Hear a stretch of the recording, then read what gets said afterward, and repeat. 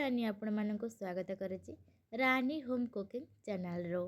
आज मु आपण मानको सह शेयर करी भोजी स्टाइल छोले रेसिपी।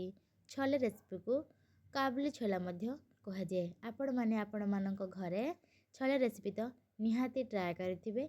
एई वीडियोटी देखि सल्ला परे मो स्टाइल ले थरे आपण माने निश्चय ट्राए करंतु। तो चलंतु देखि नबा। वीडियोटी को आपण माने प्रथम थर देखुथिले मो चैनल को प्लीज लाइक शेयर सब्सक्राइब करने को जमारे भूलेबनी। तो चलतु देखि नबा। मुझे 200 ग्राम रे छोले नहीं ताकू मु राति सारा भिजेकी रखिदेची। एबे तांको आमे प्रेशर रे आमे सिझी नबा। मुझे सेम पानी सह सिझिया पाई नौची। पानी रे मु खाइबा सोडा देथिली सेति पाई पानी मु न फिंगी सेही पानी यूज कर नौची।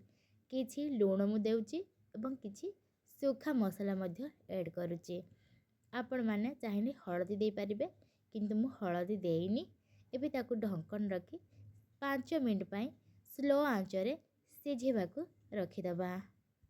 छोले प्रस्तुत करबा पाई 2 बड़ साइज प्याज नेची ताकू भलसेना चॉप करि नेची एवं ताकू साइड रे रखी चलंतु आमे किछि मसला नबा ग्राइंड करिया पाई। एमिति के किछि अदा रसुण मु नउची, हरे धनिया पत्र नउची एवं 2टा बड़ साइज रो कंचा लका नउची। कंचा लका आपण माने रागर क्वांटिटी अनुसार नहीं पारिबे नहने ताकू स्किप मध्य करि पारिबे। मु एठी किछि दही नउची, 4 चम्मच दही नउची। दही एठी फ्रेश होइथिबा दरकार। मसला को मु गाढ़ा करबा पाई दही नउची एवं गोटे खंड सिझा आलू नउची। छोले रे असली टेस्ट ए सिझा आलू रे होय थाए। ताकू मैं एमती चम्मच साहाय्य खंड खंड करें जहाँ द्वारा आमर फाइन पेस्ट बनी जीवो। ताकू एबे हमें ढक्कन दे ग्राइंडिंग पाई साइड रखिदबा। एपटे कुकर आमर ठंडा हलानी। छोले को आमे देखि नबा। छोले एकदम परिष्कार भाबरे सिझी जाइछि, बेसी कम आदु हेइनी। चलंतु ताकू आमे रखि देई एबे कढ़ाई गरम करी किछि सोरिष तेल मु नउची। सोरिष तेल को भल से गरम हुआ पाई छाड़िबा एवं गरम हो सारा पर किछि जीरा मु देवी। जीरा भल से चटकाया पाई रखिबा। जीरा चटकिला परे कटा हुआ प्याज को आमे एई स्टेज रखिदबा। तेल गरम अछि तेणु प्याज और तेल को आमे भल से गुळाई नबा। ताकू किछि समय पई भाजी नबा जेपरि लाली हबा जाय। हल्का लाली हे आसलानी ए स्टेज रे आमे लंका गुंड ऐड करबा एवं किछि हळदी गुंड ऐड करबा। ताकू भल से ना टिके गोळाई नै ताहा देरे आमे किछि पानी रखिबा। काहेकि ना लंका आमे देइचे ताहा जड़ी न जिया पई पानी किछि मु ऐड करबी। पानी मरिबा जाए एवं प्याज सॉफ्ट हबा जाए एमिति 3-4 थर आमे गोळाई नबा जेमिति से सुखा हो जाए। भी देखंतु सुखा हो गलानी, तेल मध्य ऊपर को आसी गलानी। ए स्टेज रे आमे बाटी के रखिथिबा पेस्ट को ऐड करबा एवं किछि पेस्ट पानी मध्य ऐड करबा। ताकू एमिति भल से गोळाई नबा।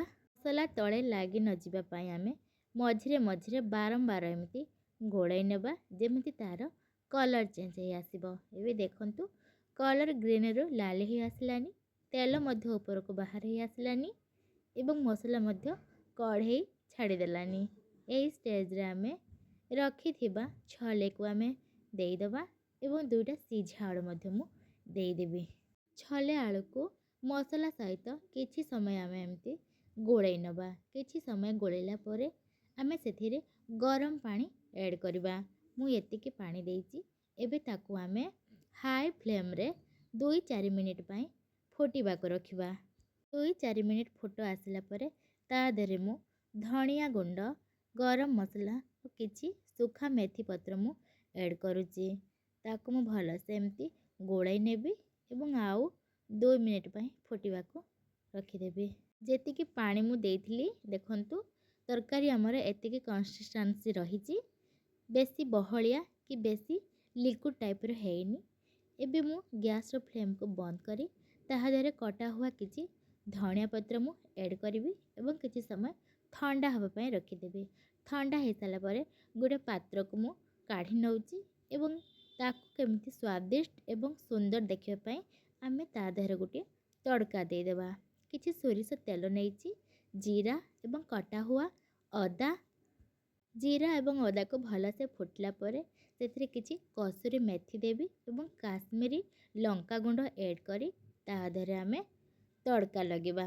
ଦେଖନ୍ତୁ ତଡ଼କା ଦେଲା ପରେ ଆମର ତରକାରୀର ରଙ୍ଗ କେମିତି ସୁନ୍ଦର ହେଇଗଲା, ଦେଖିବାକୁ ସୁନ୍ଦର ଏବଂ ଖାଇବାକୁ ବି ତାଠୁ ଅଧିକ ସୁନ୍ଦର ଲାଗିବ। ଆପଣମାନେ ଏମିତି ଥରେ ଘରେ ନିଶ୍ଚୟ ଭାବରେ ଟ୍ରାଏ କରନ୍ତୁ ଏବଂ କମେଣ୍ଟ ମାଧ୍ୟମରେ ଜଣାନ୍ତୁ ଭିଡ଼ିଓଟି କେମିତି ଲାଗିଲା। ଭିଡ଼ିଓଟି ଭଲ ଲାଗିଥିଲେ ପ୍ଲିଜ୍ ଲାଇକ୍ ସେୟାର ସବସ୍କ୍ରାଇବ୍ କରିବାରୁ ଜମାରୁ ଭୁଲିବେନି। Till then tata bye bye.